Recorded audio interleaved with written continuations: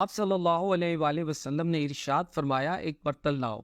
حضرت معبد رضی اللہ عنہ ایک برتن اٹھا لائیں۔ وہ اتنا بڑا تھا کہ اس سے 8-10 آدمی سیراب ہو سکتے تھے۔ غرض حضور صلی اللہ علیہ وآلہ وسلم نے بکری کا دودھ دوہا۔ اس کے تنوں میں دودھ بہت بھر گیا تھا۔ صلی اللہ علیہ وآلہ وسلم نے وہ دودھ پہلے معبد رضی اللہ عنہ کو دیا۔ انہوں نے خوب سیر ہو کر پیا۔ اس کے بعد ان کے گھر والوں نے پیا۔ آخر میں نبی کریم صلی اللہ علیہ وآلہ وسلم نے خود دودھ نوش فرمایا اور پھر ارشاد فرمایا، قوم کو پلانے والا خود سب سے بعد میں پیتا ہے۔ سب کے دودھ پی لینے کے بعد آپ صلی اللہ علیہ وآلہ وسلم نے پھر بکری کا دودھ نکال کر معبد رضی اللہ عنہ کو دے دیا اور وہاں سے آگے روانہ ہوئے۔ شام کے وقت معبد رضی اللہ عنہ کے شوہر ابو معبد رضی اللہ عنہ لوٹے۔ وہ اپنی بکریوں کو چرانے کے لیے گئے ہوئے تھے۔ خیمے پر پہنچے تو وہاں بہت سا دودھ نظر آیا۔ دودھ دیکھ کر حیران ہو گئے۔ بیوی سے بولے، اے معبد، یہ دودھ کیسا رکھا ہے؟ گھر میں تو کوئی دودھ دینے والی بکری نہیں ہے۔ مطلب یہ تھا کہ یہاں جو بکری تھی وہ تو دودھ دے ہی نہیں سکتی تھی، پھر یہ دودھ کہاں سے آیا؟ حضرت معبد رضی اللہ عنہ بولی، آج یہاں سے ایک بہت مبارک شخص کا گزر ہوا ہے۔ یہ سن کر حضرت ابو معبد رضی اللہ عنہ اور حیران ہوئے اور پھر بولے، ان کا حلیہ تو بتاؤ۔ جواب میں معبد رضی اللہ عنہ نے کہا، ان کا چہرہ نورانی تھا، ان کی آنکھیں ان کی لمبی پلکوں کے نیچے چمکتی تھی، وہ گہری سیاہ تھی، ان کی آواز میں نرمی تھی، وہ درمیانے قد کے تھے، یعنی چھوٹے قد کے نہیں تھے، نہ بہت زیادہ لمبے تھے۔ ان کا کلام ایسا تھا جیسے کسی لڑی میں موتی پرو دیے گئے ہوں۔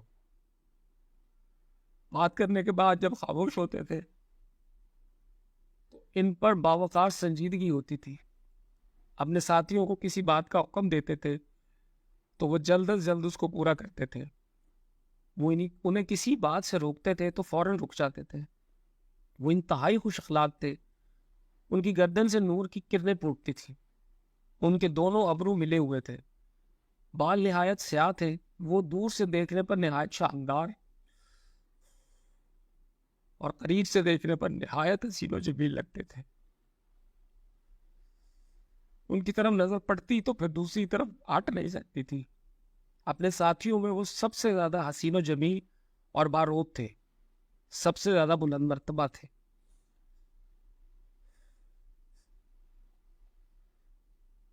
حضرت معبد رضی اللہ عنہ کا بیان کردہ اولیاء سن کر ان کے شوہر بولے، اللہ کی قسم، یہ اولیاء اور صفات تو انہی قریشی بزرگ کی ہیں۔ اگر میں اس وقت یہاں ہوتا تو ضرور ان کی پیروی اختیار کر لیتا، اور میں اب اس کی کوشش کروں گا۔ چنانچہ روایات میں آتا ہے کہ حضرت معبد اور حضرت ابو معبد رضی اللہ عنہ ہجرت کر کے مدینہ منورہ آئے تھے اور انہوں نے اسلام قبول کیا تھا۔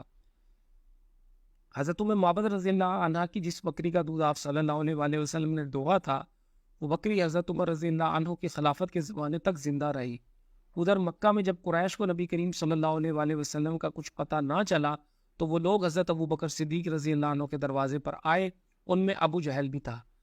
دروازے پر دستک دی گئی تو حضرت ابو بکر صدیق رضی اللہ عنہ کی بڑی بیٹی حضرت اسمہ رضی اللہ عنہ باہر نکلی۔ ابو جہل نے پوچھا، تمہارے والد کہاں ہیں؟ تو بولی، مجھے نہیں معلوم۔ یہ سن کر ابو جہلوں نے ایک زوردار تھپڑ مارا۔ تھپڑ سے ان کے کانوں کی بالی ٹوٹ کر گر گئی۔ اس پر بھی حضرت اسمہ رضی اللہ عنہ نے انہیں کچھ نہ بتایا۔ ابو جہل اور اس کے ساتھی بڑبڑاتے ہوئے ناکام لوٹ گئے۔ ادھر مدینہ منورہ کے مسلمانوں کو یہ خبر ملی کہ اللہ کے رسول صلی اللہ علیہ وآلہ وسلم مکہ معظمہ سے ہجرت کر کے مدینہ کی طرف روانہ ہو چکے ہیں۔ اب تو وہ بے چین ہو گئے۔ انتظار کرنا ان کے لیے مشکل ہو گیا۔ روزانہ صبح سویرے اپنے گھروں سے نکل پڑتے اور ہرہ مکے مقام تک آ جاتے، جو مدینہ منورہ کے باہر ایک پتھریلی زمین ہے۔ جب دوپہر ہو جاتی اور دھوپ میں تیزی آ جاتی تو مایوس ہو کر واپس لوٹ آتے۔ پھر ایک دن ایسا ہوا، مدینہ منورہ کے لوگ گھروں سے مقام ہرہ تک آئے۔ جب کافی دیر ہو گئی اور دھوپ میں تیزی آ گئی تو پھر واپس لوٹنے لگے۔ ایسے میں ایک یہودی ہرہ کے اونچے ٹیلے پر چڑھا۔ اسے مکہ کی طرف سے کچھ سفید لباس والے آتے دکھائی دیے۔ اس قافلے سے اٹھنے والی گز سے نکل کر جب حضرت صلی اللہ علیہ وآلہ وسلم واضح طور پر نظر آئے تو وہ یہودی پکار اٹھا، اے گروہ عرب، جن کا تمہیں انتظار تھا، وہ لوگ آ گئے ہیں۔ یہ الفاظ سنتے ہی مسلمان واپس دوڑے اور ہرہ کے مقام پر پہنچ گئے۔ انہوں نے حضور اقدس صلی اللہ علیہ وآلہ وسلم اور ان کے ساتھیوں کو ایک درخت کے سائے میں آرام کرتے پایا۔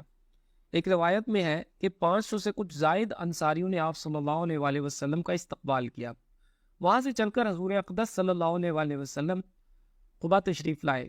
اس روز پیر کا دن تھا۔ آپ صلی اللہ علیہ وآلہ وسلم نے قبیلہ بنی عمرو بن عوف کے ایک شخص کلثوم بن معدم رضی اللہ عنہ کے گھر قیام فرمایا۔ بنی عمرو کا یہ گھرانہ قبیلہ اوس میں سے تھا۔ ان کے بارے میں یہ روایت ملتی ہے کہ آپ صلی اللہ علیہ وآلہ وسلم کے مدینہ منورہ تشریف لانے سے پہلے ہی مسلمان ہو گئے تھے۔ قبا میں حضور صلی اللہ علیہ وآلہ وسلم نے ایک مسجد کی بنیاد رکھی۔ اس کا نام مسجد قبا رکھا گیا۔ اس مسجد کے بارے میں ایک حدیث میں ہے کہ جس شخص نے مکمل طور پر وضو کیا پھر مسجد قبا میں نماز پڑھی تو اسے ایک حج اور عمرہ کا ثواب ملے گا۔ حضور اقدس صلی اللہ علیہ وآلہ وسلم اکثر اس مسجد میں تشریف لاتے رہے۔ اس مسجد کی فضیلت میں اللہ تعالیٰ نے سورہ توبہ میں ایک آیت بھی نازل فرمائی ہے۔ قبا سے آپ صلی اللہ علیہ وآلہ وسلم مدینہ منورہ پہنچے۔ جو ہی آپ صلی اللہ علیہ وآلہ وسلم کی آمد کی خبر مسلمانوں کو پہنچی، ان کی خوشی کی انتہا نہ رہی۔ حضرت برا رضی اللہ عنہ فرماتے ہیں، میں نے مدینہ والوں کو حضرت صلی اللہ علیہ وآلہ وسلم کی آمد پر جتنا خوش دیکھا اتنا کسی اور موقع پر نہیں دیکھا۔ سب لوگ آپ صلی اللہ علیہ وآلہ وسلم کے راستے میں دونوں طرف آ کھڑے ہوئے اور عورتیں چھتوں پر چڑھ گئی تاکہ آپ صلی اللہ علیہ وآلہ وسلم کی آمد کا منظر دیکھ سکیں۔ عورتیں اور بچے خوشی میں یہ اشعار پڑھنے لگے۔ طلع البدر علینا، ترجمہ، 14ویں رات کا چاند ہم پر طلوع ہوا ہے۔ جب تک اللہ تعالیٰ کو پکارنے والا اس سرزمین پر باقی ہے، ہم پر اس نعمت کا شکر ادا کرنا واجب ہے۔ اے آنے والے شخص جو ہم میں پیغمبر بنا کر بھیجے گئے ہیں، آپ صلی اللہ علیہ وآلہ وسلم ایسے احکامات لے کر آئے ہیں جن کی پیروی اور اطاعت واجب ہے۔ راستے میں ایک جگہ حضور صلی اللہ علیہ وآلہ وسلم بیٹھ گئے۔ حضرت ابو بکر رضی اللہ عنہ حضور صلی اللہ علیہ وآلہ وسلم کے پاس کھڑے ہو گئے۔ حضرت ابو بکر صدیق رضی اللہ عنہ پر بڑھاپے کے آثار ظاہر ہونا شروع ہو چکے تھے، جبکہ حضور اقدس صلی اللہ علیہ وآلہ وسلم جوان نظر آتے تھے۔ حضور اقدس صلی اللہ علیہ وآلہ وسلم کے بال سیاہ تھے، اگرچہ آپ صلی اللہ علیہ وآلہ وسلم عمر میں حضرت ابو بکر رضی اللہ عنہ سے 2 سال بڑے تھے۔ پھر نبی کریم صلی اللہ علیہ وآلہ وسلم اس جگہ سے روانہ ہوئے۔ آپ صلی اللہ علیہ وآلہ وسلم اونٹنی پر سوار تھے اور ساتھ ساتھ بہت سے لوگ چل رہے تھے، ان میں سے کچھ سوار تھے تو کچھ پیدل۔ اس وقت مدینہ منورہ کے لوگوں کی زبان پر یہ الفاظ تھے، اللہ اکبر، رسول اللہ صلی اللہ علیہ وآلہ وسلم تشریف لے آئے۔ راستے میں آپ صلی اللہ علیہ وآلہ وسلم کی خوشی میں حبشیوں نے نیزہ بازی کے کمالات اور کرتب دکھائے۔ ایسے میں ایک شخص نے پوچھا، اے اللہ کے رسول صلی اللہ علیہ وآلہ وسلم، آپ صلی اللہ علیہ وآلہ وسلم جو یہاں سے آگے تشریف لے جا رہے ہیں تو کیا ہمارے گھروں سے بہتر کوئی گھر چاہتے ہیں؟ اس کے جواب میں آپ صلی اللہ علیہ وآلہ وسلم نے ارشاد فرمایا، مجھے ایک ایسی بستی میں رہنے کا حکم دیا گیا ہے جو دوسری بستیوں کو کھا لے گی۔ اس کا مطلب یہ تھا کہ دوسری بستی کے لوگوں پر اثر انداز ہو جائے گی یا دوسری بستیوں کو فتح کر لے گی۔